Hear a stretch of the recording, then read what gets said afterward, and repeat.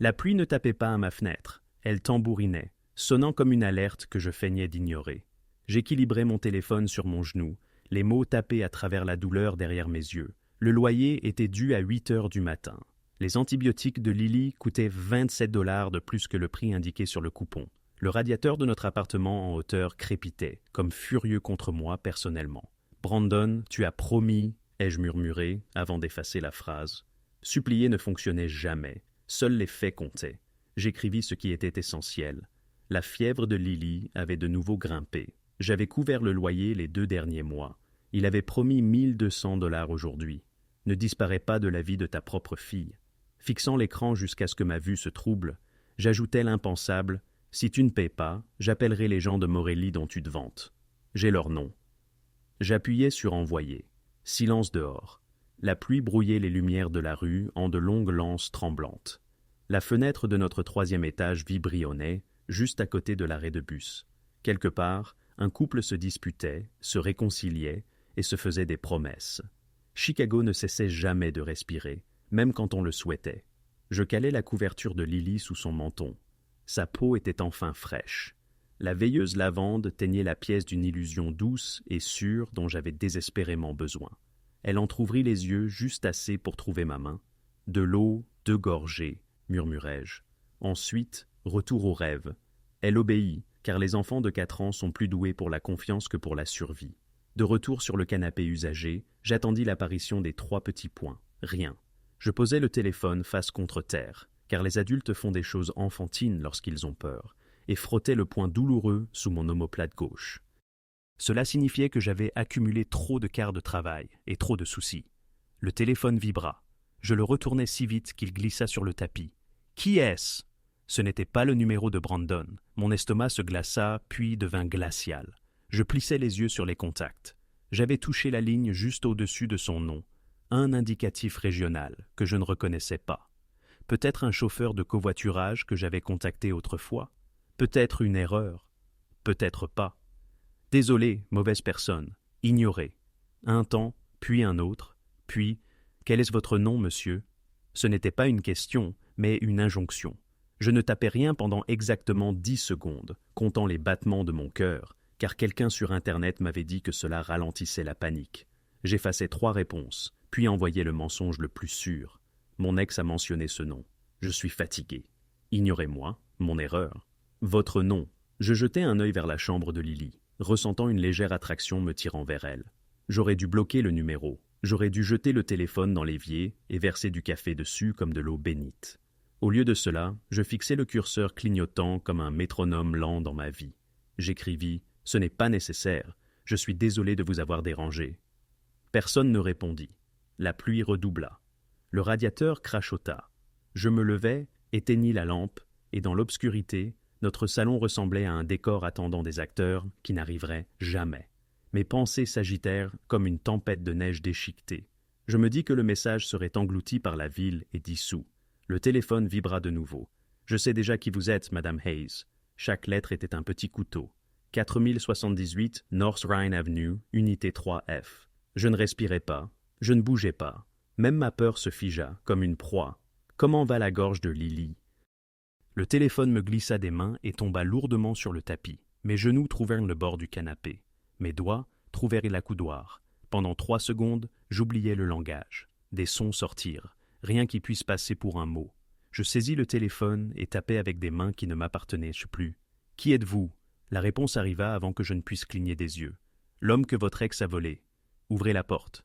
Je me tenais dans un corps qui semblait emprunté et traversait notre salon en 5 pas hésitants. Le verrou semblait minuscule, un jouet. La chaîne semblait plus fine qu'un fil. Mon oreille se posa contre le bois. Des pas. Non, seulement la pluie et le bus et le cœur de fer de la ville. Non, murmurai-je à moi-même, à lui, au destin. 3 coups discrets répondirent. Précis.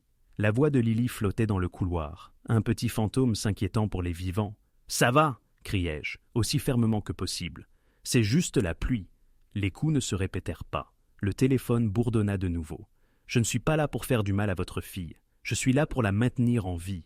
Ouvrez la porte, Nora. » Il utilisa mon prénom, comme les gens qui signent des chèques utilisent des stylos. Tournez le verrou.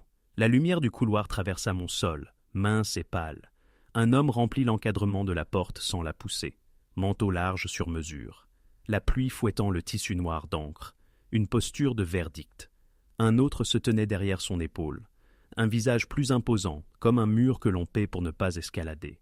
Je ne pouvais pas voir les yeux du premier homme, le contre-jour le sculptant en une ombre. Puis il se décala et le bleu m'enfonça. « Madame Hayes, dit-il. » Sa voix n'avait pas besoin d'être forte pour être entendue. « Je suis Dante Morelli. » J'avalai du verre brisé et sentis un goût métallique. J'ai envoyé un SMS au mauvais numéro. « Vous avez envoyé au bon, corrigea-t-il doucement. Brandon Cole a pris quelque chose à ma famille. Quand des hommes comme lui commettent des erreurs, des femmes comme vous en paient le prix. Je suis venu pour que vous ne le fassiez pas. » Un millier de répliques insolentes tentèrent de me grimper à la bouche. Je choisis celle qui ne nous ferait pas tuer. Ma fille dort.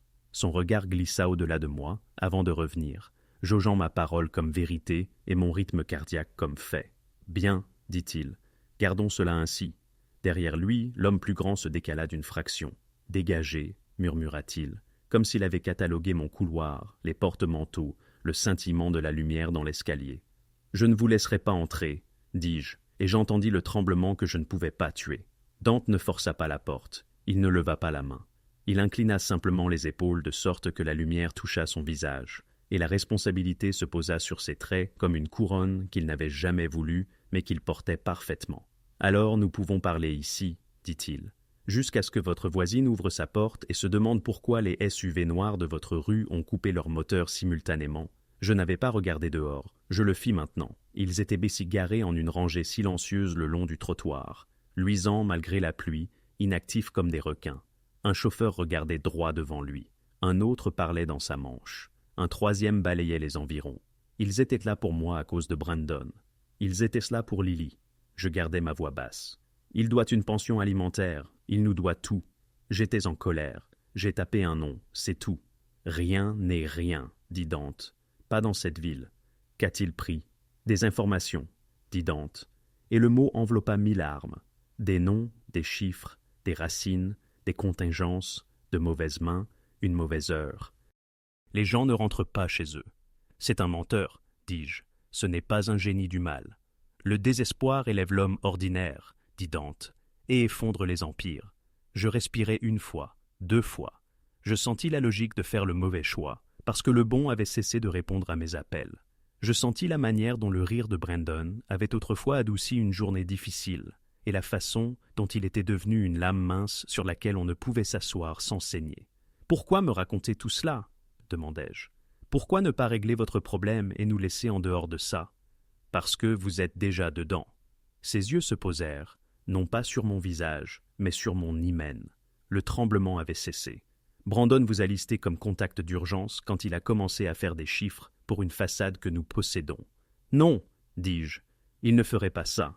Il l'a fait. » La bouche de Dante s'inclina, pas un sourire, pas une cruauté, quelque chose de plus froid. « Et votre pharmacie sur Broadway. Mon entreprise possède cet immeuble. Quand l'ordonnance de Lily est arrivée à minuit, mon système a flashé. J'ai donc su 2 vérités à la fois. Votre fille avait besoin de soins et votre message n'était pas une farce. Y a-t-il une version de ce soir où vous partez ? Demandai-je. La version où vous et votre enfant venez avec moi ? Je secouai la tête si fort que mes cheveux me giflèrent la joue. Ce n'est pas. Non, absolument pas, Madame Hayes, dit-il, et la patience dans sa voix sonnait cher. Les hommes de Volkov sont déjà en mouvement parce que Brandon a essayé de leur vendre une copie. Ils ne frapperont pas. Ils enlèveront la porte et vos choix avec. Ma solution vous fait gagner du temps. Vous voulez un levier ? Dis-je. Moi, Lily. Je veux que vous soyez en vie, dit-il. Mes concurrents n'ont pas cela sur leur liste de choses à faire. Je peux appeler la police. Et vous pouvez, acquiesça-t-il, vous pouvez aussi espérer qu'une patrouille batte un convoi privé par une nuit pluvieuse et que mes chauffeurs débattront de la juridiction dans la rue. Ou vous pouvez faire votre sac et laisser mon médecin examiner votre fille dans 1 heure. Une planche de plancher craqua derrière moi. La petite toux de Lily ouvrit le couloir comme un secret qu'on n'a jamais voulu révéler. Les yeux de Dante s'adoucirent d'1 demi-degré. « Allez la voir, dit-il. Prenez 5 minutes, emportez ce que vous pouvez. » Il recula du seuil. Les 2 autres hommes, j'appris plus tard, ne bougèrent pas du tout. Je refermai la porte sans la verrouiller, car prétendre avoir le choix avait aussi des conséquences. Dans la chambre de Lily, La lumière lavande mettait en scène ses joues et ses cils. Elle cligna des yeux vers moi. « Mauvais rêve ?» demandai-je. « Soif ?» Je tenais sa tasse et le monde avec 2 mains tremblantes. « Nous partons en petit voyage, » dis-je, comme si c'était quelque chose que les familles faisaient pour le plaisir, juste pour quelques jours. « Il y a des poissons ?»« Peut-être, » dis-je. J'ai fait mes bagages plus vite que la pensée. Un pull, des leggings, des chaussettes, un lapin usé nommé Monsieur Beurre, ses antibiotiques, un livre au coin arrondi pour moi. 2 chemises, de l'argent de la tirelire derrière la fleur, le bail à mon nom, l'acte de naissance de Lily dans une pochette plastique. Je m'arrêtais sur le nom de Brandon, là où il aurait dû être et ne l'était pas, et sentis le vide comme une carte de tous les endroits où nous n'irions jamais. Je portais Lily sur ma hanche. Sa fièvre était tombée, mais sa chaleur restait, sa confiance restait, toute sa petite vie impossible restait. Je commettrais des crimes contre Dieu et la ville pour la protéger. J'ouvris la porte. Dante ne dit rien. Il pivota simplement, une orbite dans laquelle j'étais accidentellement entré. Et nous 3 descendîmes les escaliers comme une procession, mon enfant, ma peur, et un homme qui pouvait les anéantir tous les 2. Le bâtiment sentait le chauffage et la poussière, et la cuisine des voisins. La porte de Madame Delgado s'entr'ouvrit. J'inclina Lily, de sorte que son visage endormi soit visible, et murmurai « Ça va ?» Elle referma la porte, les lèvres bougeant en prière. Sur le trottoir, la pluie s'était affinée en fines aiguilles. Un chauffeur ouvrit une porte arrière. L'intérieur brillait de la couleur du whisky tardif. J'hésitais. Anton ne me toucha pas. Il s'est contenté de positionner son corps pour nous barricader l'accès à la rue, formant un rempart humain. « Est-ce que c'est le nôtre pour ce soir ?» a chuchoté Lily. « Oui, » ai-je confirmé. Puis nous nous sommes glissés à l'intérieur. Le cuir nous a accueillis avec la douceur d'une promesse. La porte a claqué avec un bruit que mes os reconnaissaient comme une finalité. Le retour au bercail. Dante s'est adressé au chauffeur. « Je les ramène à la maison, à ma résidence de Lake Forest, » a-t-il précisé. « Une sécurité que l'on ne peut pas acheter dans un pâté de maison. Vous y serez en sûreté. » J'ai grommelé. Un enlèvement avec de l'eau en bouteille, car le sarcasme est le dernier souffle des naufragés. Si j'avais eu l'intention de vous enlever, a rétorqué Dante d'une voix qui m'a fait le croire, nous n'aurions pas cette conversation. Le convoi s'est mis en route, les lumières des rues se sont diffractées et brisées sur le verre mouillé. La tête de Lily s'est levée contre ma poitrine. Sa respiration s'est calmée. Une vague de nausée m'a saisi. L'incertitude quant à savoir si le tremblement de mes mains était dû à la peur ou au soulagement. « Vous avez dit que Brandon avait pris des informations, » ai-je murmuré. « Quel genre ?»« Le genre qui efface des gens, » a-t-il répondu, « et qui en enrichit d'autres. »« Pourquoi me révéler quoi que ce soit ?» ai-je interrogé. « Parce que personne ne vous dit rien, » a-t-il dit, et l'exactitude de cette affirmation m'a fait tressaillir. « Et parce que vous ferez des choix plus judicieux si vous comprenez la réalité de votre situation. » Quelle est-elle ? 3 équipes, des calendriers concurrents, a-t-il expliqué. Brandon au milieu, affamé, irréfléchi, dangereux. Et vous en marge, suffisamment visible pour me blesser. Vous ne pouvez pas être partout, ai-je objecté. Je n'en ai pas besoin, a-t-il répliqué. J'ai besoin d'être le premier où cela compte. Les essuie-glaces battaient la mesure. La ville s'est amenuisée. L'autoroute s'est ouverte comme un gouffre. J'ai vu la silhouette urbaine rapetissée dans le rétroviseur latéral. Et j'ai eu envie de m'excuser de partir sans un adieu. « Vous êtes très sûr de vous, » ai-je noté. « La confiance coûte moins cher que les funérailles, » a-t-il rétorqué. Laissons le silence nous accompagner. Mon téléphone a vibré dans ma poche. Le nom de Brandon y était affiché, désespéré, en retard. Je n'ai pas répondu. Je ne lui devais pas l'honneur de ma peur. Les yeux de Dante se sont tournés sur le côté. « Vous lui parlerez, » a-t-il affirmé. « Mais pas encore. Quand ? Quand Lily dormira dans un lit qui se verrouille de l'intérieur, » a-t-il dit, et j'ai compris la nature de l'attention qu'il offrait, de l'acier, pas de la douceur. Le portail nous a engloutis. L'allée serpentait à travers des arbres et des haies qui n'avaient jamais eu à se soucier d'un loyer. La maison a émergé de l'obscurité comme une décision aux conséquences lourdes. À l'intérieur, la chaleur a rencontré l'humidité de nos vêtements. Une femme aux cheveux noirs, parsemée d'argent, d'une posture architecturale, est apparue comme par magie. « Rosa », a dit Dante. Elle nous a jaugés d'un seul regard, émettant 10 jugements que je n'ai pu déchiffrer. La petite est souffrante. Mieux, ai-je dit. Mais oui, un médecin dans 30, 30 minutes, a-t-elle répondu. À l'étage suite est.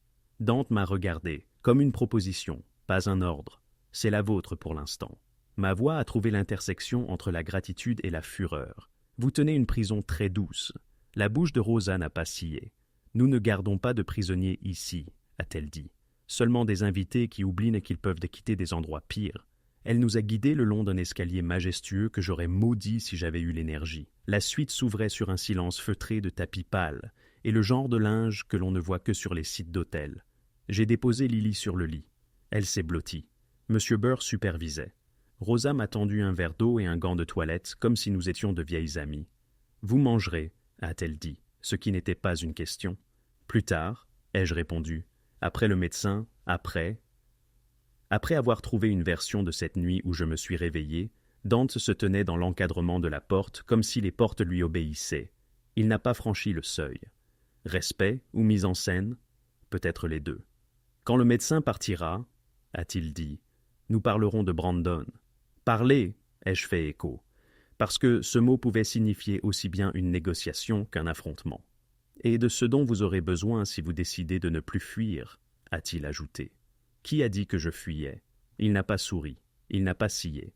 Il a seulement jeté un coup d'œil au sac de voyage d'où dépassait la pochette plastifiée du certificat de naissance que je ne pouvais pas me permettre de perdre et ne pouvais pas supporter de voir. Puis, il m'a regardé à nouveau. « Votre vie, a-t-il dit. » J'ai eu envie de lui dire que ma vie avait des crocs, qu'elle s'était nourrie de café, de double quart et de la monnaie des petits miracles.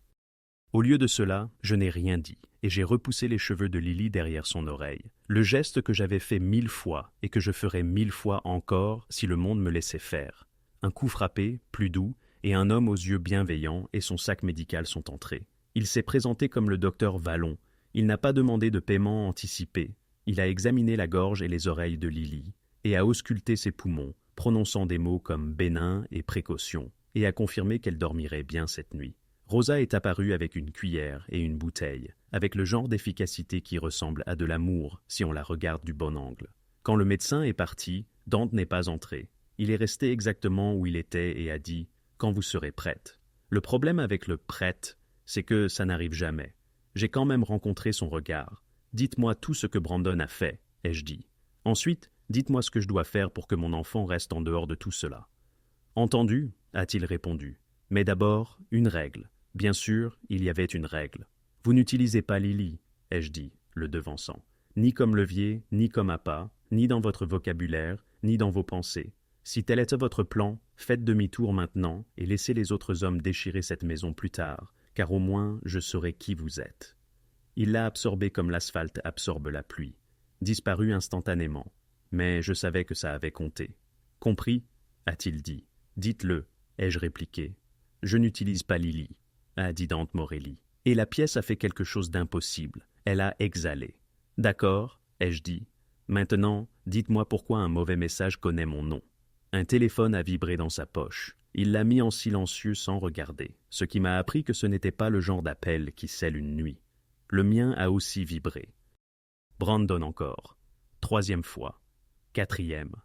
Je vais le bloquer, ai-je dit, sans le faire. Non, a dit Dante, vous allez l'appeler, mais vous le ferez après avoir entendu ce que j'ai trouvé dans son appartement. Printers Row, pratique pour le L, inconvénient pour la vérité. Il s'est redressé de l'encadrement de la porte, sans la menace d'un déploiement. Quand vous l'entendrez, a-t-il ajouté, vous ne direz pas qu'il n'aurait pas pu, vous direz qu'il a failli le faire. Et puis, vous déciderez comment faire en sorte que le « a failli » ne devienne jamais un « pour toujours ». Montrez-moi, ai-je dit, et ma voix n'a pas tremblé cette fois. Il a hoché la tête une fois et s'est écarté pour laisser passer Rosa avec du thé. Je n'en avais pas demandé, et pourtant j'allais le boire, car j'avais besoin de quelque chose de chaud à tenir, qui ne soit ni un enfant, ni une promesse. Dans le couloir, la maison fredonnait tel un système de sécurité au repos, un générateur prétendant n'être qu'un autre appareil, un silence entraîné à l'écoute. J'ai réalisé que la question qui prenait forme dans ma bouche n'était pas une question de données ou de danger. Elle était plus simple, elle était pire encore. Qu'est-ce que Brandon avait aimé plus que sa fille?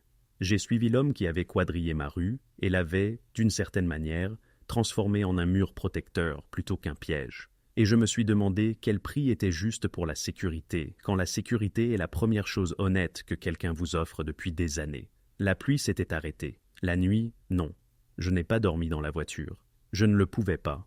L'autoroute s'étirait à l'infini derrière la vitre teintée, lisse de la dernière pluie. L'horizon de Chicago rapetissait derrière nous, jusqu'à n'être qu'une traînée de lumière et de souvenirs.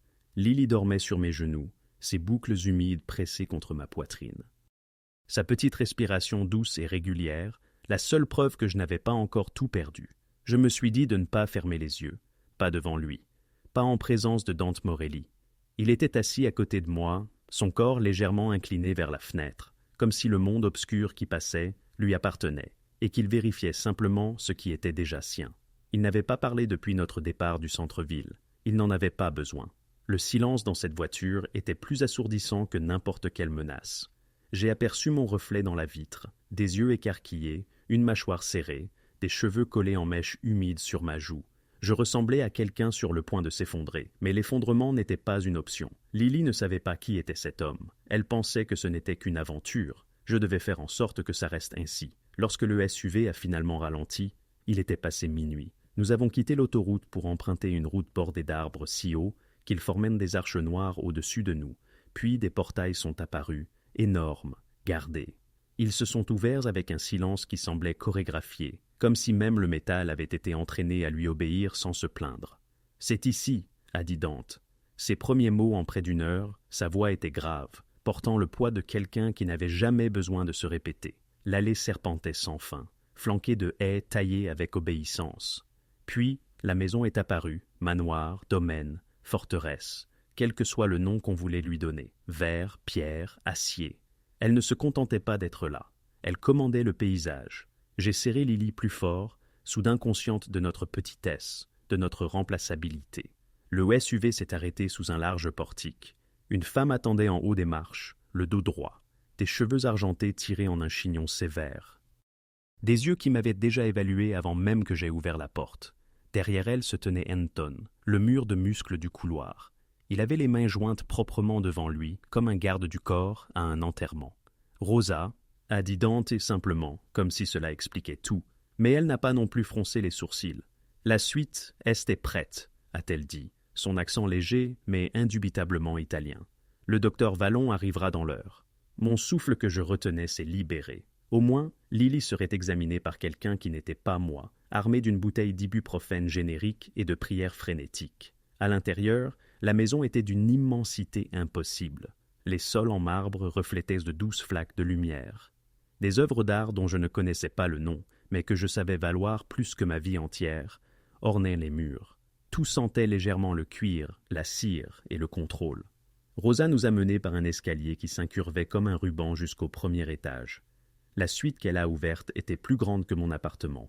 2 chambres, un coin salon et des fenêtres qui donnaient sur des terrains éclairés par des projecteurs discrets. « Elle a besoin de repos », a dit Rosa en me tendant une couverture pliée, son ton vif et efficace. « Il y a des vêtements dans la commode, pas les siens, mais ils feront l'affaire. » J'observais Dante, qui demeurait immobile dans l'embrasure de la porte, sa présence ajoutant une ombre supplémentaire à la pièce. « Tu as tout mûrement réfléchi, » lançai-je, incapable de dissimuler mon amertume. « J'ai pensé à la survie, » corrigea-t-il, l'œil vif. « Pour toi ou pour nous ?» Son regard ne vacilla pas. « Pour les deux. » Avant que je ne puisse répliquer, un coup résonna à la porte. « Je suis le docteur Vallon », annonça-t-il avec une légère inclination. « Puis-je entrer ?» J'acquiesçai, me tenant au chevet de l'île, tandis qu'il l'examinait. Il palpa sa gorge, ausculta ses poumons, et chuchota des mots encourageants qui firent naître un sourire sur le visage de la fillette endormie. Il prescrivit une cure d'antibiotiques, fournit des instructions précises à Rosa, et m'assura que la fièvre de Lily était tombée. Un soupir de soulagement me traversa, mais le nœud dans mon estomac persistait. Lorsque le médecin quitta la pièce, Rosa disparut aussi discrètement qu'elle était apparue. Seul Dante resta. Il s'avança, juste assez pour refermer la porte derrière lui. Le claquement du loquet résonna avec une gravité anormale. « Nous devons discuter, » dit-il. Je croisai les bras. « De ce que Brandon t'a volé, ou de ce qui a fait que ma fille et moi sommes des prisonnières soudaines dans ton manoir ?»« Des invités, » rectifia-t-il encore. « Des invités vivantes, ce qui est plus que je ne pourrais garantir si vous étiez resté à Uptown. » Un rire, sec et dénué d'humour, m'échappa. « C'est cela ta bienveillance ? M'encercler de voitures, me tirer de chez moi et m'enfermer dans une cage dorée. Tu penses que c'est une cage ? Une cage, c'est ce que Vulkov te bâtirait. Ceci est une forteresse, et c'est la seule chose qui se dresse entre ton enfant et une tombe. Le nom me frappa comme une douche froide. Vulkov, russe, brutal, patient. Il rôdait autour de la ville depuis des mois, guettant la moindre faille. Brandon lui en avait offert une. Sa voix se fit plus incisive. Tu as mentionné mon nom dans ce message. À lui seul, cela fait de toi un levier. Tu saisis? J'avalai difficilement ma salive. Et maintenant, que faire? Tu me retiens ici jusqu'à ce que tu le captures? Oui, et tu m'aideras à le trouver. Je secouai la tête instantanément. Non, je ne veux rien avoir à faire avec ça. Brandon nous a quittés il y a des mois. Ce n'est plus mon problème. Les yeux de Dante s'assombrirent. Il a fait de toi son problème dès l'instant où il a utilisé ton nom. Il t'a lié à mes affaires. Que tu le saches ou non. Et si je peux te trouver en quelques minutes, d'autres le feront aussi. Mon pouls s'emballa dans mes oreilles. Il avait raison. Dieu m'aide. Il avait raison. Et si je refuse? Demandai-je, à voix basse. Alors, quand Vulkov viendra, tu regretteras que je n'ai pas insisté. Le silence s'étira. Je jetai un œil à Lily, blottie et en sécurité pour l'instant, et je sus la vérité avant de l'admettre. D'accord, dis-je, mais je veux des garanties. Lily n'est jamais un appât, jamais un moyen de pression. Tu ne l'utilises pas pour l'atteindre. Un instant, Dante ne répondit pas. Puis, il acquiesça, lentement. Compris. Dis-le, insistai-je. Son regard ne vacilla pas. Je n'utiliserai pas Lily. Quelque chose en moi se relâcha, ne serait-ce que d'un iota. Bien, murmurai-je. Dante m'étudia, et pour la première fois depuis qu'il était apparu dans mon entrée, je crus déceler quelque chose vaciller derrière son masque de contrôle. Pas de la douceur, non, mais de la reconnaissance, du respect, peut-être. Tu verras demain, termina-t-il, ce que Brandon a laissé derrière lui. Et alors, tu comprendras pourquoi ce n'est plus seulement mon problème, ni le sien, c'est le tien aussi. Il se tourna vers la porte, puis marqua une pause. Repose-toi tant que tu le peux, Nora. La sécurité a des dents, et pour l'instant, ces dents sont les miennes. La porte se referma. Je m'assis auprès de Lily, les mains tremblantes sur la couverture, me demandant une fois si une grande partie de ma vie venait de se terminer, et si une autre grande partie ne faisait que commencer. Cette nuit-là, je ne rêvais pas. Le sommeil ne vint que par fragments, une fatigue si aiguë qu'elle me laissait plus vide que reposée. Lorsque l'aube enfin perça, une lumière pâle s'infiltra à travers les rideaux vaporeux. Lily s'agita à mes côtés, ses boucles emmêlées sur l'oreiller, sa petite main serrée autour de M. Burr comme s'il était le seul à la maintenir en vie. Un instant, je me laissais imaginer que nous étions dans un hôtel en bord de mer, que c'était des vacances, et non une captivité. Mais le silence était trop lourd, l'air trop prudent. Un coup, doux mais insistant, résonna. « C'est Rosa !» fit une voix à travers le bois. Je me levai silencieusement, repliant la couverture autour de Lily avant d'ouvrir la porte. Rosa se tenait là, parfaitement sereine, un plateau en équilibre dans ses mains.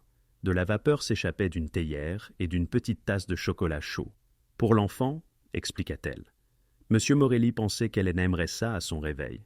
J'acceptai le plateau, déstabilisé par la manière dont cette femme parvenait si facilement à combiner tendresse et autorité. « Merci, murmurai-je. Ses yeux vifs retinrent les miens. Le petit déjeuner sera servi en bas, mais Monsieur Morelli vous demande dans son bureau d'abord. Il a dit que cela ne pouvait pas attendre. Bien sûr, il a dit ça. Je posai le plateau et déposai un baiser sur le front de Lily. Elle soupira, marmonnant quelque chose à propos de crêpes dans son sommeil. Je chuchotai.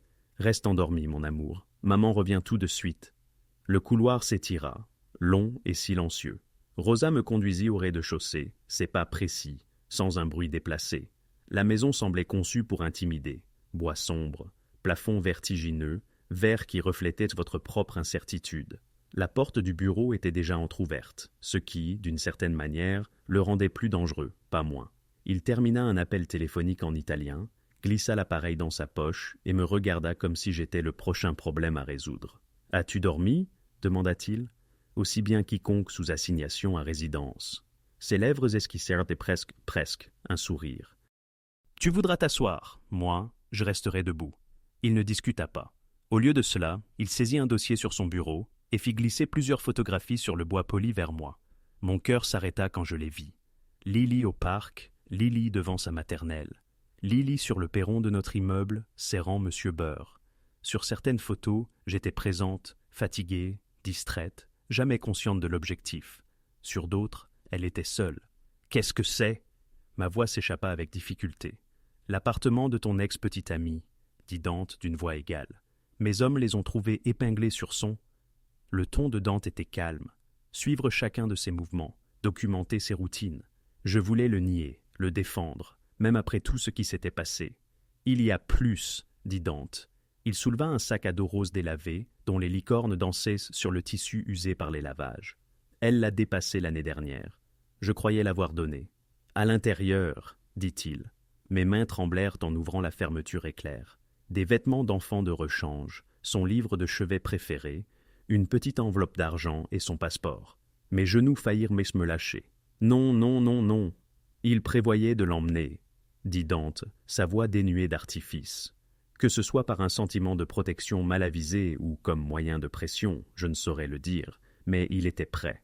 Des larmes chaudes brouillèrent ma vision. Je refermai violemment le sac à dos et le repoussai. « Tu as monté ça ?» Si j'avais voulu t'effrayer, dit Dante, se penchant en avant, j'aurais pu utiliser 100 méthodes plus simples. Je n'ai pas besoin de fabriquer la vérité. La pièce vacilla autour de moi. Brandon, qui ne pouvait même pas se soucier de payer le loyer, se préparait à m'arracher ma fille, à l'entraîner dans l'enfer auquel il s'était vendu. La trahison me déchirait plus profondément que toute blessure que j'aurais pu imaginer. Parce qu'il est désespéré, dit Dante. Il pense que Lily est la seule chose que personne ne touchera, que la voir le protégera. Mon estomac se tordit. En sécurité pour lui, mortel pour elle. Je me redressai de force, agrippant le bord du bureau. Où est-il ? Dante m'étudia attentivement, jaugeant le ton de ma voix. Disparu avant notre arrivée, mais il n'a pas laissé de bonnes traces. Nous pensons qu'il est toujours en ville. Et que veux-tu de moi ? Tu vas l'appeler, dit Dante simplement. Avec mon téléphone, il ne répondra pas au mien, mais au tien. Ses yeux se rétrécirent. Au tien, il ne l'ignorera pas. Je ne vais pas le leurrer pour toi, lâchai-je. Le regard de Dante passa sur le sac à dos, sur les photographies, puis revint sur moi. Il allait l'emmener, Nora. Crois-tu vraiment que la police arrêtera un homme comme Brandon avant que Vulkov ne le fasse ? Et si les Russes l'atteignent en premier, ils retrouveront toutes les pistes qui mènent à lui, à toi, à Lily. Mon souffle devint trop rapide, trop superficiel. Tu ne comprends pas. Je comprends parfaitement, coupa Dante. Sa voix était basse, maîtrisée, mais elle vibrait d'une lueur dangereuse. Il m'a volé, il m'a trahi. Cela en fait ma responsabilité, mais il t'y a lié en entraînant ton nom dans mon monde. Et si tu penses pouvoir t'en retirer maintenant, tu te trompes. Je fermai les yeux, inspirai, expirai, jusqu'à ce que mes poumons cessent de trembler. Puis, je les ouvris et affrontai son regard. D'accord, je l'appellerai, mais à une condition. Son sourcil se leva. Condition ? Tu promets que, quoi qu'il arrive, Lily est hors de question. Jamais un otage. Sa mâchoire se contracta. Puis, il acquiesça, lentement, délibérément. Marché conclu. Dis-le, exigeai-je. Ses yeux bleus se fixèrent sur les miens. Je n'utiliserai jamais ta fille. Les mots s'enfoncèrent en moi comme un pieu. Je n'étais pas sûr de le croire, pas entièrement, mais je le voulais. Dieu, j'en avais besoin. Il me tendit son téléphone. Quand tu seras prête. Mon pouls tambourait dans mes oreilles. L'était-elle déjà ? J'appuyai sur le bouton vert. La ligne sonna une fois, 2 fois. Ma gorge devint sèche. Chaque instinct me hurlait de raccrocher. Au 3e coup, la voix de Brandon se fit entendre, basse, lasse, comme s'il s'attendait déjà à des ennuis. Nora. Le simple fait d'entendre sa voix me tordit l'estomac. Elle véhiculait le même charme qui m'avait autrefois convaincu de croire en lui. Le même ton qui m'avait promis le monde, pour ne me livrer que des enveloppes de loyer vides et des excuses brisées. « C'est moi, dis-je, la voix tendue. Il faut qu'on parle face à face. » Une pause, trop longue. Il calculait, pesait les risques, écoutait peut-être même les bruits de fond. « D'où appelles-tu ? Ce n'est pas ton numéro. »« Est-ce que ça importe ?»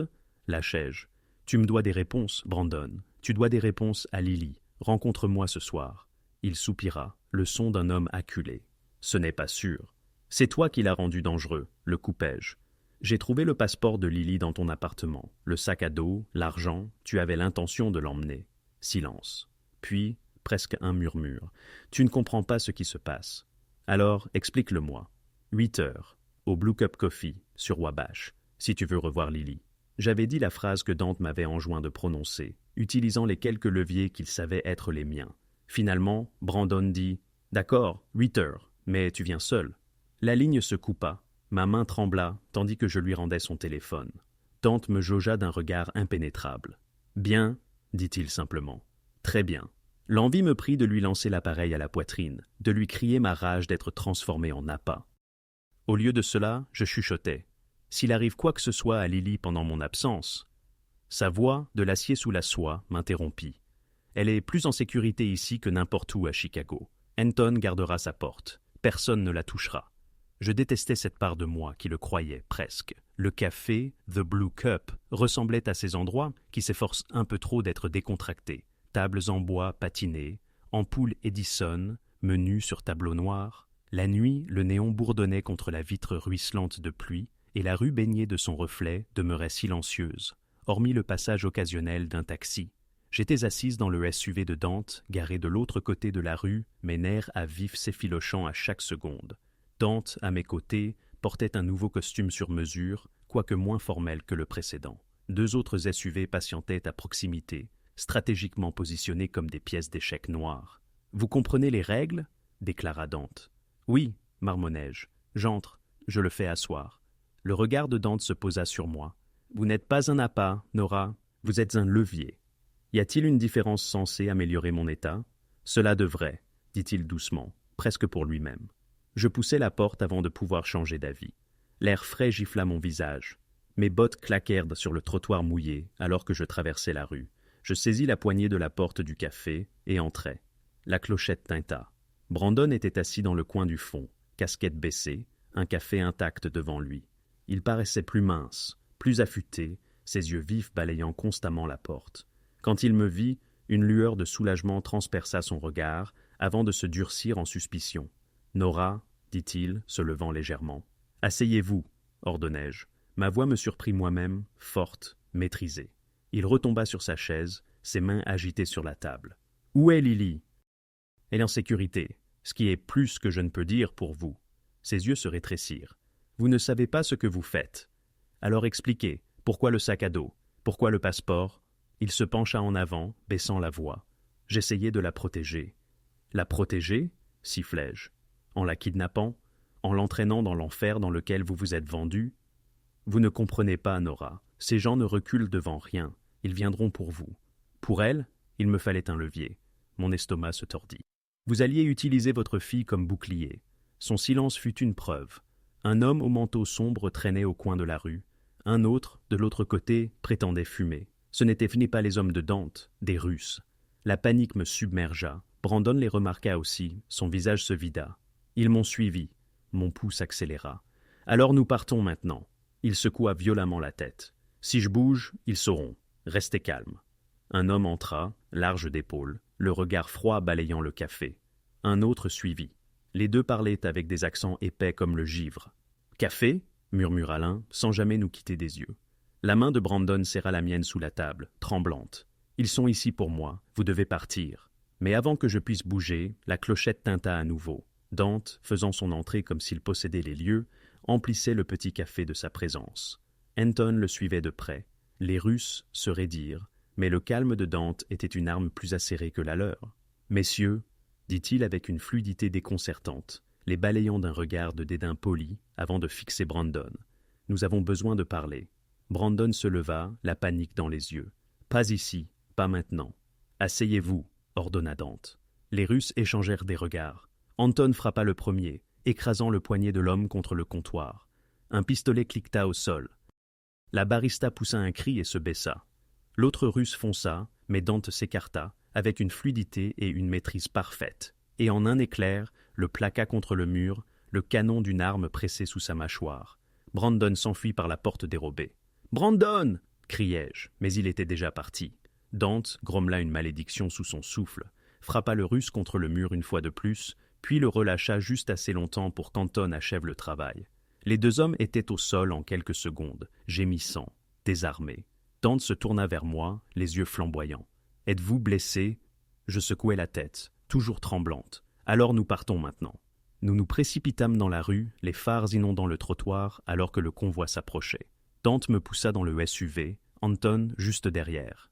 Brandon avait disparu, mais les Russes avaient fait leur apparition. Et pour la première fois, je réalisais que Dante avait eu raison depuis le début. Nous n'étions pas seulement pris dans sa guerre, Nous étions le trophée que tous les autres désiraient s'approprier. Le retour à la propriété se fit dans un silence pesant. Je tenais fermement le lapin de Lily, observant les traînées lumineuses de la ville défilant alors que nous filions vers le nord. Mon corps vibrait encore de l'adrénaline, mon esprit rejouant le chaos du café. Les yeux fous de Brandon, le regard glacial des Russes, la violence froide de Dante. Chaque détail s'ancrait dans ma mémoire, coupant et inflexible. Brandon s'était enfui, encore une fois.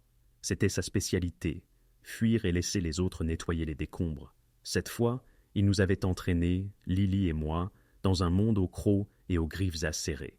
La voix de Dante brisa enfin le silence étouffant. « Vous le voyez maintenant ?» Je me tournai vers lui, une chaleur montant dans ma poitrine. « Voir quoi ? J'ai été assez stupide pour croire que vous me protégeriez sans faire de moi un appât. » Son expression resta impassible, mais ses yeux brillèrent, vifs et tranchants. « Vous êtes vivante. Ce café aurait dû être une morgue à cette heure. Mes hommes ont empêché que cela arrive. » Et Brandon, ma voix se brisa, la colère se mêlant au désespoir. « Vous l'avez laissé fuir. »« Non, » dit Dante calmement. « Il a fui, il y a une différence. » L'envie me prit de crier, de lui dire à quel point ces distinctions sonnaient creux. Sans Dante et Anton, je n'aurais pas pu sortir de là. Je pressais mon front contre la vitre froide, murmurant « L'enfer ne s'arrêtera jamais. » Brandon ne s'arrêtera pas avant de nous entraîner tous dans sa chute. Dante ne répondit pas, mais je sentis son regard peser sur moi, lourd comme le fer. En arrivant à la propriété, Rosa nous attendait dans le hall, son regard acéré balayant Dante et moi, déchiffrant l'histoire écrite sur nos visages sans un mot. « À l'étage, » ordonna-t-elle doucement, « l'enfant va bien, elle ne s'est pas réveillée. » Un soulagement si intense m'inonda qu'il faillit me faire fléchir.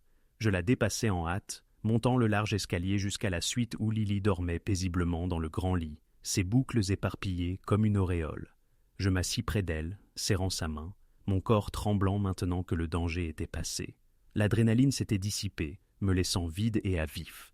Je n'entendis pas Dante entrer avant qu'il ne parle. « Vous avez tenu votre position ce soir. » Je me tournai brusquement, furieuse. N'osais pas transformer ça en un compliment tordu. J'étais terrifié. Je le suis toujours. Son regard s'adoucit à peine, mais assez pour que je le remarque. La peur vous rend plus aiguisé. C'est grâce à la peur que vous et votre fille êtes en vie.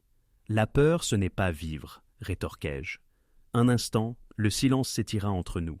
Il observa Lily, son expression indéchiffrable, avant de dire « Je vous donne à nouveau ma parole. Je ne la laisserai pas être utilisée. » Ni par moi, ni par personne.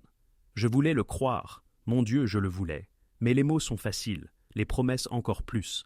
J'avais été échaudé par les deux. Pourtant, quelque chose dans son ton s'ancra en moi. Le lendemain matin, Rosa arriva avec un plateau de petit déjeuner. Lily était ravie. Des pancakes en forme de cœur, des fraises disposées en cercle parfait. Elle riait, son petit monde épargné par les ombres menaçantes. L'espace d'un instant, la normalité semblait revenue. Mais la normalité, on le sait, ne dure jamais. Lorsque Rosa partit, je découvris un bout de papier glissé sous le plateau. Mon souffle se coupa en lisant la seule ligne, écrite de la main précise de Dante. « Retrouvez-moi dans le jardin ouest. Nous devons parler. » J'hésitais, le cœur battant, avant de m'éclipser tandis que Lily jouait avec ses crayons sur le lit. Le jardin ouest, vaste, soigneusement entretenu, était calme. Je trouvai Dante près d'une fontaine de pierre, où des carpes koi nageaient paresseusement. Il ne me regarda pas alors que j'approchais, son regard fixé sur l'eau. « Vulov ne s'arrêtera pas, » déclara-t-il. Le café était un test. La prochaine fois, ce ne sera pas un lieu public, ce sera votre porte ou la sienne. Ses yeux se posèrent sur la maison, vers la fenêtre de Lily. Ma poitrine se serra. Alors pourquoi ne pas en finir maintenant? Pourquoi ne pas m'utiliser comme vous le souhaitez et en finir? Il se tourna enfin, son expression plus froide que l'air du matin. Parce que vous avez dit non, et je vous ai dit que je vous avais entendu. Une chose se brisa en moi à cet instant, non par peur, mais par la réalisation que Dante Morelli, héritier mafieux, roi criminel, se liait à une promesse qu'il n'avait aucune raison de tenir. Je déglutis avec difficulté. Et maintenant, que se passe-t-il? Il s'approcha, sa présence comme une marée m'attirant, que je le veuille ou non. Maintenant, nous attendons que Brandon fasse sa prochaine erreur. Et il la fera. Les hommes comme lui la font toujours. Et en attendant, le regard de Dante chercha le mien, inébranlable. En attendant, vous apprenez la vérité sur les gens qui le traquent, sur la raison pour laquelle ils veulent ce qu'il a volé et sur la raison pour laquelle vous, Nora Hayes, ne pouvez pas vous permettre de craquer, pas même une fois. La manière dont il prononça mon nom sonnait à la fois comme un avertissement et un engagement. Je frissonnais, non pas de froid, mais de la conscience que la mince ligne qui séparait le protecteur du prédateur commençait à s'estomper. Et la fissure la plus dangereuse qui se formait dans la glace n'était pas là-bas avec Brandon ou Vulkov. Elle était en moi. Je ne voulais pas le suivre. Chaque instinct me criait de rester dans la suite avec Lily, de verrouiller la porte, de prétendre que cette maison n'était pas remplie d'hommes qui tuaient pour vivre. Mais Dante ne demanda rien. Il marcha, et quelque chose en moi, la peur, la colère, ou peut-être quelque chose de plus sombre, me força à le suivre. Nous arrivâmes dans une pièce que je n'avais jamais vue. Pas une bibliothèque douillette, avec des fauteuils profonds et des lumières tamisées. C'était une chambre de pouvoir, avec des étagères du sol au plafond, des volumes reliés de cuir qui sentaient l'argent ancien, et une longue table en chêne poli à une brillance miroir. Des écrans luisaient à une extrémité. Des hommes en costume sombre marmonnaient à voix basse dessus. Dante les congédia d'un simple regard. Ils disparurent, comme des ombres entraînées à obéir. Seul Anton restait. Il se posta près de la porte, les bras croisés, le regard scrutateur, bien que la pièce fût sécurisée comme une forteresse. Dante ouvrit une mallette noire élégante sur la table. À l'intérieur se trouvaient des dossiers, des disques durs, des photographies. Il fit glisser un dossier vers moi. « Brandon n'a pas volé d'argent, » dit-il doucement. « Il a volé ceci. » J'ouvris le dossier, mon souffle se coupa. Des noms, des centaines, tapés en colonnes nettes, des adresses, des numéros de téléphone, des codes que je ne comprenais pas. Certains étaient mots surlignés en rouge, d'autres soulignés. Sur la page suivante, il y avait des photographies, des clichés de surveillance granuleuse, des plaques d'immatriculation, des reçus. « Ce sont vos clients ?» demandai-je, bien que le mot me semblât étranger. L'expression de Dante ne changea pas. « Mon monde ne repose pas uniquement sur les balles, Nora. Il repose sur la confiance. Et ceci, il tapota le registre. C'est la confiance écrite. Mes alliés, mes ennemis, les gens que je paie pour qu'ils détournent le regard, ceux que je fais chanter pour qu'ils se taisent. Brandon a tout mis en jeu. Dès qu'il a fui, le monde a chancelé. Des politiciens, des juges, c'est ce que vous dites, murmurai-je. Si cela tombe entre de mauvaises mains, Chicago brûle, acheva Dante. Je portai une main à mon estomac. Et Brandon pensait qu'il pouvait vendre ça? Il a déjà essayé, répondit Dante, la mâchoire contractée. Volkov a payé pour une copie. Mais Brandon est avide, et l'avidité rend les hommes imprudents. Il l'a proposé à plusieurs acheteurs. C'est pourquoi le temps nous est compté. Je fixai le registre jusqu'à ce que les mots se brouillent. Pendant tout ce temps, j'avais cru que Brandon n'était qu'un lâche, un homme fuyant la pension alimentaire et les responsabilités. Mais cela, c'était une trahison d'une ampleur que je ne pouvais pas appréhender. « Il va nous faire tuer », murmurai-je. Dante se pencha, sa voix un grondement grave qui fit dresser les poils sur mes bras. « Pas si je l'attrape avant. » Nous avons examiné le registre ensemble. Dante désigna des noms avec une précision chirurgicale, expliquant lesquels étaient les cruciaux, lesquels pouvaient faire tomber des réseaux entiers. Son ton était calme, mais j'entendais la tension sous-jacente, le son d'un homme dont chaque seconde est empruntée. Anton prit enfin la parole depuis son poste près de la porte. « Vulov n'attendra pas longtemps. Il voudra utiliser le registre avant que nous puissions le sécuriser. » Je tressaillis en entendant sa voix. J'avais presque oublié sa présence. Dante ne leva pas les yeux. « Alors nous agirons plus vite. » Le silence s'étira un instant de trop. Puis Anton dit « J'ai travaillé pour lui il y a une éternité. » Des frissons me parcouraient l'échine. « Vous quoi ?» Il ne broncha pas. Avant que je ne jure allégeance à la famille de Dante. J'étais plus jeune, plus stupide. Vov me promettait de l'argent, du pouvoir. J'ai vu la vérité trop tard. Je me tournai vers Dante, la voix sèche. « Et vous lui faites confiance ?» Le regard de Dante était ferme, impénétrable. Anton m'a sauvé la vie plus d'une fois. Il a gagné sa place ici. Ma poitrine se serra. La paranoïa devait transparaître sur mon visage, car Dante dit doucement « La trahison fait le plus mal de la part des plus proches. J'ai appris ça quand mon père est mort. Je ne ferai pas 2 fois la même erreur. » Quelque chose traversa ses yeux, une douleur brute et non dissimulée pendant une fraction de seconde. Puis elle disparut, enfouie sous l'acier. J'aurais dû partir, j'aurais dû dire « Ce n'est pas ma guerre. » Mais au lieu de cela, je me suis retrouvé à demander « Comment votre père est-il mort ?» Sa mâchoire se serra. Il a fait confiance au mauvais homme, quelqu'un de l'intérieur, quelqu'un qui a donné à nos ennemis une liste de refuges. J'avais 22 ans, assez vieux pour comprendre, trop jeune pour l'empêcher. Sa voix se baissa. La nuit où il est mort, je me suis promis de ne jamais laisser un autre registre exister. Pourtant, nous y sommes. La pièce était silencieuse, à l'exception du doux murmure de la fontaine devant la fenêtre. Ma poitrine me faisait mal d'une émotion que je ne voulais pas nommer. Dante tourna une page, son doigt s'arrêtant sur un ensemble de chiffres et d'adresses. « C'est là que Brandon ira ensuite. » Je clignai des yeux. « Comment savez-vous ? Parce que le désespoir rend les hommes prévisibles. Il vendra à quiconque est encore prêt à acheter. » Je me penchai, scrutant la page. Un nom de rue attira mon regard. Mon souffle se coupa. « Je connais cet endroit, » murmurai-je. Brandon avait l'habitude de prendre des appels là-bas, un vieil entrepôt près de la rivière. Il pensait que je ne remarquais pas, mais je m'interrompis, la honte me submergeant. Combien de signes avais-je ignorés? Les yeux de Dante s'aiguisèrent. Bien, c'est par là que nous commencerons.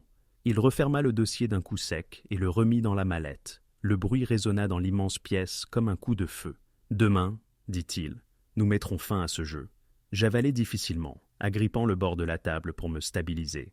Demain, un autre champ de bataille que je n'avais pas choisi. Tandis que je le suivais hors de la bibliothèque, une pensée tournait sans relâche dans ma tête. Brandon avait volé un registre de noms, mais le nom qui importait le plus était le mien. Je me tenais à l'arrière du SUV, observant à travers les vitres teintées le pont de Quincy Street qui se profilait devant nous. Les lumières du centre-ville scintillaient derrière nous comme un autre monde, un monde auquel je n'étais plus sûr d'appartenir. Dante avait choisi cet endroit. Terrain neutre, l'appelait-il. Pas de civils, juste des ombres, de l'eau et l'écho du trafic au-dessus. Mais rien de cette nuit ne paraissait neutre. À côté de moi, Dante ajusta les poignets de sa veste de costume anthracite. Le mouvement était précis, rituel. Il n'était pas nerveux. Je n'étais même pas sûr que cet homme en fût capable. Il rayonnait de calme, comme le feu irradie la chaleur, dangereux et impossible à ignorer. Anton était assis à l'avant, marmonnant dans une radio. D'autres SUV tournaient au ralenti à proximité, leurs moteurs un bourdonnement léger. Des hommes se déplaçaient dans l'obscurité, des fantômes armés attendant le signal. Je pressais mes paumes l'une contre l'autre pour arrêter leur tremblement. « Il viendra », murmurai-je, plus à moi-même qu'à Dante. « Il viendra », acquiesça Dante. « Les rats ne peuvent pas résister au fromage, même quand ils savent que le piège les attend. » Je lui décochai un regard furieux. « C'est toujours le père de Lily. » Son regard croisa le mien, inflexible. Il a cessé d'être un père quand il a mis son nom dans mon monde. Je voulus discuter, mais la vérité me cloua la langue. Le plan était simple, du moins sur le papier. Brandon rencontrerait un intermédiaire russe lié à Vulov. Il apporterait la dernière pièce du registre volé, un fragment de données qui le rendait suffisamment dangereux pour être maintenu en vie. Nous l'intercepterions rapidement, proprement. Du moins, c'est ce que Dante avait promis. Mais je savais qu'il ne fallait pas croire aux fins sans heurts. Dante ne me laissa venir que jusqu'au SUV. « Tu regarderas d'ici ?» dit-il, son ton ne laissant aucune place à la négociation. Je détestais ça. Chaque nerf de mon corps criait de confronter Brandon moi-même, d'exiger la vérité. Une partie de moi craignait ce que je pourrais faire si je me tenais devant Brandon. Alors, je me suis assise. Les premiers phares apparurent à l'extrémité du pont. Une berline déglinguée avança lentement, ses pneus crissant sur le goudron humide. Mon souffle se coupa. Brandon sortit. Il était en pire état que la dernière fois que je l'avais vu. Des joues creuses, des mouvements nerveux, les yeux fuyants. Il serrait un sac à dos usé contre sa poitrine comme une bouée de sauvetage. Pendant un instant, il n'était que l'homme dont je me souvenais. L'homme qui me murmurait des promesses dans le noir, l'homme qui me faisait rire quand le monde me semblait lourd. Pendant un instant, mon cœur se serra. Puis, je me suis souvenu du sac à dos licorne rose qu'il avait préparé pour Lily, et le pincement se transforma en quelque chose de tranchant. Une autre voiture s'arrêta à l'extrémité opposée du pont, élégante, noire, trop polie pour les aciers rouillés des environs. 2 hommes en sortirent, des Russes, je les reconnus, la même posture, la même précision froide que j'avais vue au café. L'un d'eux cria avec un accent anglais « Tu l'as ?» Brandon hocha la tête nerveusement, brandissant le sac à dos. « Vous avez l'argent ?» Les Russes sourirent, sortant une mallette mince. Ils se rencontrèrent à mi-chemin du pont, les poutres d'acier gémissant comme si la ville elle-même retenait son souffle. Depuis le SUV, je me penchai en avant, chuchotant « Maintenant, Dante, maintenant ». Mais il ne bougea pas. Pas encore. Sa main reposait légèrement sur la poignée de la porte. Ses yeux étaient fixés sur l'échange comme un prédateur attendant le moment parfait pour frapper. Brandon ouvrit la fermeture éclair du sac à dos, sortit une clé USB scellée dans un sac en plastique. Les yeux des Russes brillèrent alors qu'ils la cherchaient. « Maintenant » murmura Dante. Le pont s'anima. Des SUV noirs surgirent des deux extrémités, leurs phares déchirant l'obscurité. Dante sortit de notre véhicule en un éclair. Anton sur ses talons, des hommes se déversèrent sur le pont, armes brandies, cris résonnant contre l'eau. Brandon se figea, pris entre deux forces qu'il ne pouvait pas semer. Les Russes réagirent vite. L'un d'eux tira son arme, faisant feu à l'aveuglette. Je m'abaissai instinctivement, mon cœur battant la chamade. Dante bougeait comme si le chaos lui était chorégraphié. Il désarma le premier Russe en 2 mouvements fluides, envoyant l'arme glisser sur le pont. Anton plaqua le second, le projetant contre le capot de la berline. Brandon s'enfuit. « Brandon !» criai-je à travers la vitre, frappant la fenêtre. « N'ose pas !» Mais il courut. Bien sûr qu'il courut. Dante jura, sprintant après lui. Brandon se précipita vers l'extrémité du pont, zigzagant entre les voitures garées, désespérées et déchaînées. Je ne pouvais pas rester dans le SUV. Je ne pouvais pas simplement rester inactive pendant que ma vie s'écroulait une fois de plus. Je fis claquer la porte et courus dans la nuit, mes bottes glissant sur le pavé humide. « Nora !» La voix d'Anton retentit, mais je ne m'arrêtai pas. J'aperçus Brandon devant, trébuchant, serrant la clé USB. Dante se rapprochait, ses longues enjambées réduisant la distance. « Brandon !» criai-je à nouveau, ma voix déchirant l'air froid. Il jeta un coup d'œil en arrière pendant une fraction de seconde. Nos regards se croisèrent. Les siens étaient grands, frénétiques, puis empreints de regret. Mais le regret ne le ralentit pas. Un coup de feu retentit. Je criai, m'accroupissant. Pendant un instant, je pensais avoir été touché, mais Brandon chancela, serrant son bras, le sang s'infiltrant dans sa manche. Dante l'atteignit en 2 enjambées, le projetant contre la balustrade d'acier. Brandon poussa un cri, la clé USB tombant de sa main. Elle glissa sur le pavé, s'arrêtant à quelques centimètres de mes bottes. Je me baissai, la saisis, ma main tremblant autour du petit morceau de plastique qui portait tant de pouvoir. La voix de Dante était grave, mortelle. « C'en est fini de toi, Brandon. » Brandon gémit, son visage tordu de douleur. « Vous ne comprenez pas. Ils me tueront si je ne... »« Ils te tueront quand même, » dit Dante froidement. « Et ils la tueront aussi. » Son regard se posa sur moi, perçant comme une lame. Les Russes étaient traînés, maîtrisés par les hommes de Dante. Au loin, les sirènes hurlaient faiblement. Quelqu'un avait dû alerter la police. Nous n'avions que quelques secondes avant que ce pont ne se transforme en zone de guerre. Dante arracha Brandon de la rambarde, le poussant vers Anton. « Prends-le !» Les yeux paniqués de Brandon rencontrèrent les miens. « Nora, dis-leur s'il te plaît que j'essayais de te sauver. » Pour sauver Lily, ma gorge se serra. Je voulais le croire, que Dieu me vienne en aide. Je voulais, mais le sac à dos licorne me hantait. Les photographies, le grand livre, et puis le Russe le plus proche de nous cracha des mots avec son accent prononcé, riant à travers des lèvres ensanglantées. « Elle ne sait pas vrai ?» Le Russe sourit, les dents rouges de sang. « Demandez à votre amant, Morelli. Il sait. » Aussitôt, l'arme de Dante se pressa contre la tempe de l'homme, sa voix calme, meurtrière. Pas un mot de plus.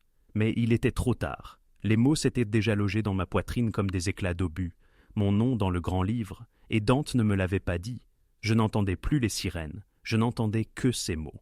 Son nom est aussi dans le grand livre. Il résonnait en moi, plus fort que les coups de feu, plus fort que les supplications de Brandon, plus fort même que les ordres de Dante.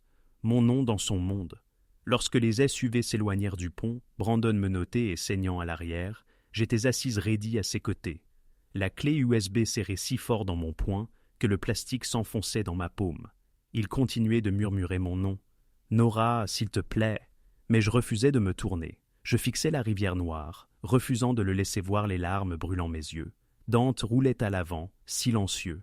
Son profil était gravé dans la pierre, la mâchoire serrée, les mains fermes sur le volant, même si les lumières de la ville vacillaient sur son visage. Il savait, il devait savoir. Lorsque nous atteignîmes enfin le domaine, je fus hors de la voiture avant tout le monde, passant devant l'expression surprise de Rose dans le hall. Je n'attendis aucune instruction, je n'attendis aucune permission. Je montai les escaliers 4 à 4, la rage dans ma poitrine plus brûlante que la peur. Dante me rattrapa juste au moment où je claquai la porte de la suite. Ma voix résonna comme un coup de fouet. Il s'arrêta dans l'embrasure de la porte, sa présence emplissant le cadre. « Tu ne devrais pas, dis-je. Ne. » Lily remua dans le lit, murmurant dans son sommeil. Je baissai la voix, tremblante. Tu savais, n'est-ce pas? Tu savais que mon nom était dans ce maudit grand livre. Le silence, celui qui confirme tout. Je lâchai un rire amer. Alors, qu'est-ce que je suis pour toi, Dante? Un autre pion? Un autre dossier dans ton armoire de personnes utiles? Ses yeux étaient fermes, illisibles. Ce n'est pas ce que tu penses. Alors dis-le-moi, parce que en ce moment, je ne vois que ma vie réduite à une ligne dans ton empire et toi. Je pointai un doigt vers lui, mon souffle haletant. Dante entra, refermant la porte derrière lui. Si je te l'avais dit alors, tu aurais couru directement dans les bras des Russes. Tu n'as pas à décider de ce que je peux gérer. Il s'approcha, et pour la première fois, je reculai, mes épaules effleurant le mur. Sa voix descendit en un murmure grave et dangereux. Nora, si Vulov sait que ton nom est dans ce grand livre, cela signifie que Brandon le lui a donné. Tu n'étais pas un pion, tu étais un bouclier. Il t'a lié à ma famille pour que personne n'ose te toucher sans inviter la guerre. Mais la guerre était déjà là. L'estomac me noua. Brandon m'avait inscrite, non pas comme une amante, non pas comme la mère de Lily, mais comme une pièce dans son jeu désespéré. Ma poitrine se serra. Alors, qu'est-ce que je suis pour toi?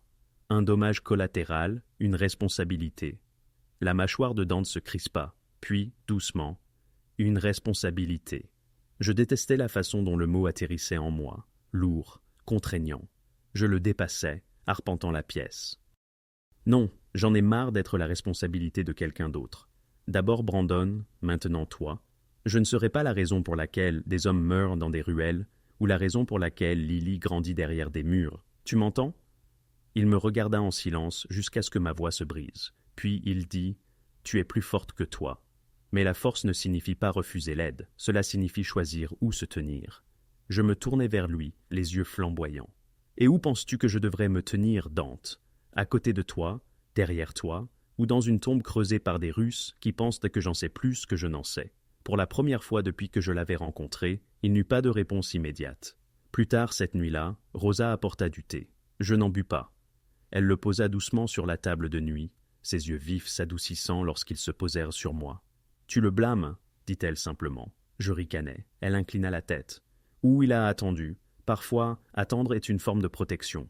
Je la fusillai du regard. Ce grand livre pourrait détruire des vies, et la mienne est dedans. Comment est-ce une protection? La voix de Rose s'adoucit. Parce que maintenant, tu appartiens à cette maison, et personne n'ose toucher ce qui appartient ici.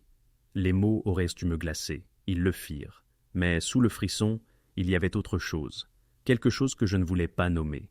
Appartenance, abri, prison, sanctuaire. Une seule chose pouvait-elle être tout cela à la fois?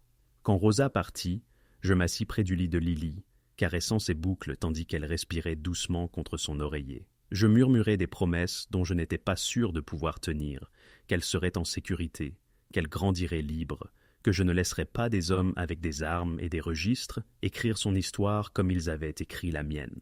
Derrière moi, la porte grinça, la voix de Dante, calme. « Je pars demain soir, avec ou sans toi. Vulov ne s'arrêtera pas, et Brandon en sait trop. Décide où tu te tiens, Nora. » Je ne pouvais pas me retourner. Je continuais à caresser les cheveux de Lily, murmurant plus à moi-même qu'à lui. Il doit y avoir des limites que nous ne dépassons pas. Ses pas s'arrêtèrent. Et si les franchir était le seul moyen de survivre? La porte se referma doucement, et je restai assise dans la faible lumière, fixant ma fille, me demandant quelles limites je serais prête à effacer si cela signifiait qu'elle continuerait à respirer. La nuit commença à s'apaiser. J'avais appris quelque chose ces derniers jours. Le calme dans le monde de Dante Morelli n'était jamais la paix. C'était l'enroulement avant la frappe. Lily dormait tôt, épuisée après avoir joué dans le jardin avec Rosa. Je plaçai M. Beurre de Coton sous son bras, embrassai son front chaud et m'assis dans le fauteuil près de la fenêtre. Mon corps aurait dû être reconnaissant pour le calme, mais ma poitrine était serrée, mon pouls trop rapide. Les mots de Dante résonnaient dans ma tête. « Décide où tu te tiens, Nora. » Je ne savais plus où c'était. Lorsque la première fissure déchira la nuit, je pensais que c'était le tonnerre. Mais il n'y avait pas de nuages, seulement une lune pâle au-dessus des pelouses impeccables. La deuxième fissure fut plus proche, plus nette, puis les lumières s'éteignirent. Lily remua. Je posai une main sur sa poitrine, murmurant « Chérie, c'est juste le courant. » Mais ce n'était pas le cas. Le couloir s'emplit de bruits de pas, de cris lointains, d'un fracas de verre. Mon sang se glaça. Je saisis la main de Lily et la tirai du lit. « Chaussures, ma chérie, maintenant. » Ma voix tremblait. mais je la gardais vive, contrôlée. Elle obéit, endormie, mais sentant l'urgence. La porte s'ouvrit en grand. Anton remplit le cadre, son arme levée, sa voix un sifflement. Pièce sécurisée maintenant. Il n'eut pas besoin d'en dire plus. Je pris Lily dans mes bras et le suivis dans le couloir sombre. Des lumières d'urgence rouge clignotèrent, baignant le manoir d'une lueur étrange. Des cris résonnaient d'en bas, des voix graves en russe. Mon estomac se souleva. Nous atteignîmes une porte d'acier renforcée nichée derrière un mur lambrissé. Anton tapa un code, la poussa et me fit signe d'entrer, mais je me figeai. Où est Dante ? Il s'en occupe. Alors je ne reste pas ici. Le visage d'Anton se durcit. Tu ne feras qu'être un obstacle. Alors donne-moi quelque chose pour ne pas être un obstacle. Ma voix se fendit avec quelque chose de féroce, de nouveau. Ses yeux cherchèrent pour les miens, calculant. Puis, avec un juron, il me glissa un petit écouteur dans la paume. Reste avec Rosa, relaye ce que tu entends, c'est tout. Avant que je puisse répondre, il claqua la porte. Le verrou retomba en place. Rosa apparut dans la lumière tamisée de la pièce sécurisée, son visage calme, mais tendu. « Assieds-toi, tiens-la tranquille. » Lily s'accrocha à ma chemise, murmurant « Maman, qu'est-ce qui se passe ?» Je lui brossai les boucles. « Nous sommes en sécurité ici. » Mais mes propres oreilles se tendaient, là où la voix de Dante coupait net à travers le grésillement. Aile ouest franchie, 2 abattus, repli. Des coups de feu crépitèrent, étouffés, mais terrifiants. Mes genoux tremblaient, mais je me forçais à me concentrer. Fenêtres est dégagées, rapporta une autre voix. Hall principal compromis. Dante grogna. Anton, tenez l'escalier. Je serrai l'écouteur plus fort. Mes lèvres bougèrent avant que je ne puisse les arrêter. Le côté sud est vulnérable. Ils vont tenter par la terrasse. Elle mène directement au hall. Il y eut un silence, puis la voix de Dante. Copier. Je retenais mon souffle. Ils avaient écouté. Les yeux perçants de Rose se posèrent sur moi. Elle ne dit rien, mais quelque chose comme le respect passa sur son visage. Les minutes parurent des heures. Chaque rafale de coups de feu vibrait à travers les murs. Chaque cri résonnait à travers l'écouteur. Je m'agenouillais près de Lily, fredonnant doucement pour noyer le bruit. Mais, à l'intérieur, je brûlais. Je ne pouvais plus rester ici. Quand la porte s'entr'ouvrit de nouveau, la voix de Dante aboya. « À l'intérieur, maintenant !» Anton poussa, saignant d'une coupure à la joue, mais toujours stable. Il nous rassembla dans le hall, sa mâchoire serrée. « Nous allons dans la pièce secondaire. Celle-ci est compromise. » Rosa prit Lily dans ses bras. Je suivis, le cœur battant, l'écouteur toujours en bourdonnement dans mon oreille. Nous atteignîmes la cage d'escalier. Des ombres se déplacèrent en dessous. Un homme armé russe surgit, son arme levée. Je me figeai. Anton tira le premier. L'homme s'effondra. Lily hurla contre l'épaule de Rose. Mon corps tremblait, l'adrénaline montant en flèche. Anton me poussa vers les escaliers. Continuez d'avancer. Nous nous précipitâmes dans un autre couloir. L'odeur de fumée emplissait l'air. Quelque chose brûlait en dessous. Mes yeux piquaient. À l'autre bout, Dante apparut. Sa chemise était déchirée, tachée de sang, pas tout le sien. Son arme pendait lâche à son côté, mais ses yeux brûlaient. Quand il nous vit, sa mâchoire se détendit légèrement. « Bien, vous êtes en sécurité. En sécurité. » Le mot sonna creux avec des corps sur le sol autour de lui. Nous nous déplaçâmes dans une autre chambre cachée. Celle-ci, plus profonde, plus froide, tapissée d'acier. Dante scella la porte, puis se tourna, ses yeux se posant sur les miens. « Tu as parlé de la terrasse, » dit-il. J'avalai. Je l'ai vu lors de la visite de la maison, c'était évident. Son expression changea. Approbation. Je détestais que cela me réchauffe. Des tirs résonnèrent encore, déchirant le silence extérieur. Dante, le souffle court, ordonna « Tenez vos positions. Fouillez chaque pièce. Je veux les hommes de Vulkov morts ou rampants. » Il essuya une tache de sang sur sa joue d'un revers de main, puis, s'accroupissant devant Lily, sa voix s'adoucit. « Tu es courageuse, petite, plus courageuse que la plupart des hommes que je connaisse. » Lily renifla, les yeux écarquillés. « Es-tu un super-héros » Quelque chose comme ça. Elle enfouit son visage dans l'épaule de Rose. Mes poings serrés sur mes genoux, je tremblais. « Tu as failli mourir ce soir, » murmurai-je. Dante me regarda, imperturbable. Près d'eux, ça ne compte pas. Mes larmes coulaient, je le fusillais du regard. Ce n'est pas suffisant. Alors ne t'effondre pas maintenant, Nora. Tu fais partie de ce combat, que tu le veuilles ou non. La sirène crépita. Un soulagement si intense me submergea que mes genoux fléchirent. Dante tendit la main, me stabilisant par le coude. Sa prise, chaude et ferme, contrastait étrangement avec le chaos ambiant. Pendant un battement de cœur, je m'y abandonnai. Puis, je me dégageai en murmurant « Ce n'est pas fini, il reviendra ». Ses yeux s'assombrirent. « Oui, et la prochaine fois nous serons prêts. » J'aurais voulu le croire, mais en serrant Lily contre moi, sentant l'odeur de fumée dans ses boucles, je me demandais si la préparation était même possible quand la survie impliquait d'effacer les frontières qui avaient autrefois défini mon humanité. Le matin se leva, lumineux. Je me tenais près de la fenêtre de la suite est, contemplant les jardins baignés de soleil. La pelouse paraissait impeccable, étincelante de la rosée nocturne. Les roses retombaient lourdement sur le treillis. Les abeilles bourdonnaient paresseusement. C'était beau, paisible. Mais c'était un leurre. À l'intérieur, le manoir sentait encore la fumée et la poudre. Des hommes nettoyaient les lieux, évacuant les corps avant que le monde ne s'éveille. La guerre avait frappé à la porte de Dante Morelli, et d'une manière ou d'une autre, nous avions survécu à cette longue nuit. Mais la survie avait un prix. Derrière moi, Lily gloussa doucement.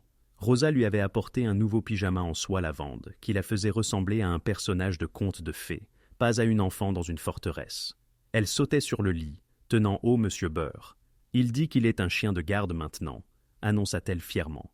Ma gorge se serra. « C'est bien, ma chérie, nous avons besoin de tous les gardes possibles. » Elle gloussa de nouveau, inconsciente. Les enfants avaient été ce don d'oublier, de transformer même les cauchemars en jeu. Mais je ne pouvais pas oublier. Ni les cris, ni les coups de feu, ni la vision de Dante saignant dans le couloir obscur alors que des hommes tentaient de le tuer, ni la pensée terrifiante de ce qui se serait passé s'ils avaient réussi. Plus tard, Rosa me trouva dans le couloir. Elle me tendit une enveloppe simple. « De sa part », dit-elle, ses yeux perçants indéchiffrables. Je l'ouvris. À l'intérieur, 2 passeports. Le mien, celui de Lily, de nouveaux noms, de nouvelles photos estampillées de détails d'un réalisme effrayant, et de l'argent. Des liasses épaisses, suffisantes pour acheter le silence, assez pour se construire une nouvelle vie dans une autre ville, un autre pays.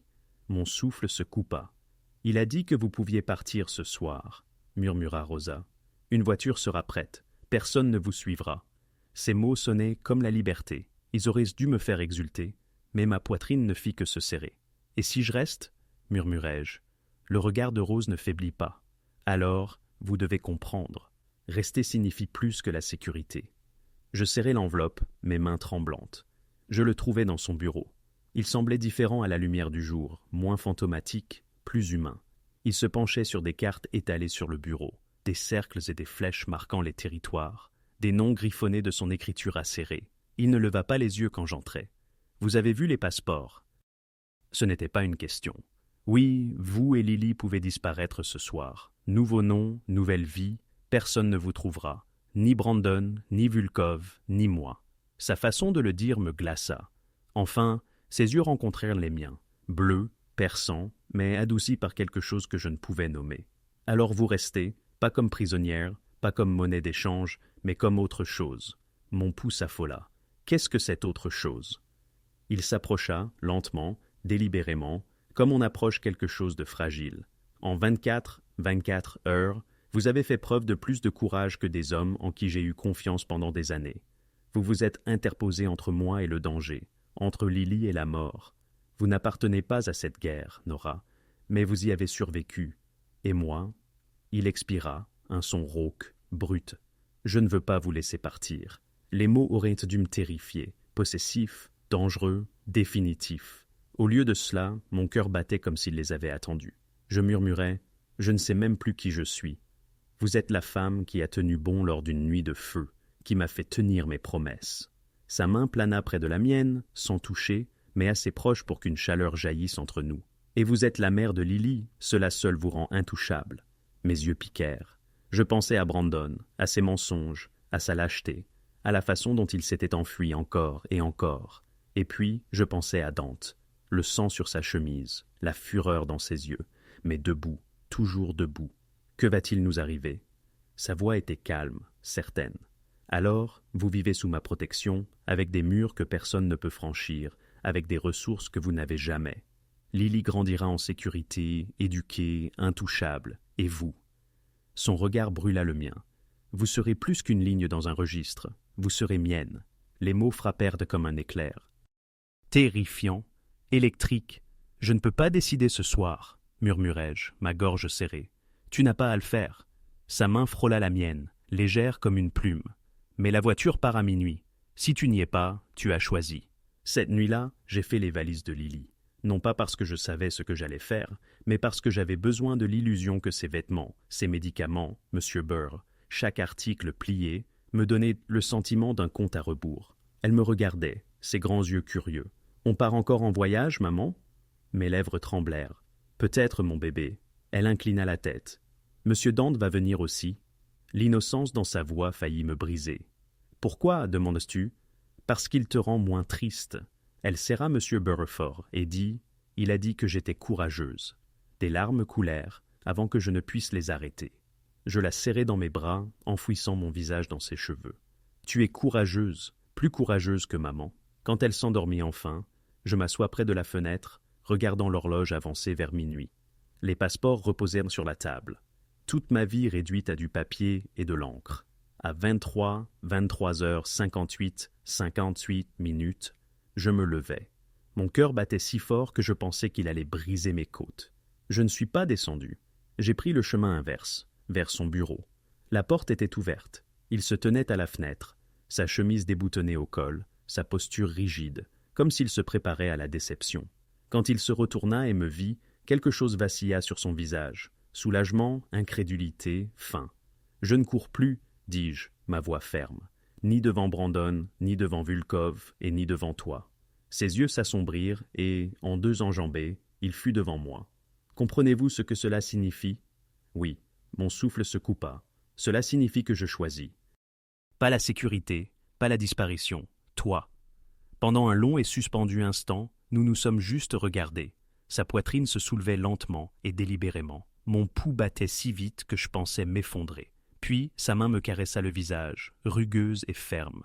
Sa voix s'abaissa en un murmure destiné à moi seul. « Alors, tu es mienne, Nora, et je protège ce qui est mien. » Quand ses lèvres enfin rencontrèrent les miennes, ce ne fut pas doux, ce fut féroce, consumant, une promesse écrite dans le feu. Et pour la première fois depuis le début de ce cauchemar, je ne me sentais pas comme une proie. Je sentais que j'avais choisi d'entrer dans la tempête. Et c'est ainsi que la vie de Nora a changé à jamais. À cause d'un simple message. Mais Vulkov est toujours en vie et sa vengeance sera impitoyable. Aimeriez-vous entendre la deuxième partie de cette histoire? Alors, appuyez sur le bouton « J'aime », abonnez-vous et dites-moi dans les commentaires si vous êtes prêts pour le prochain chapitre.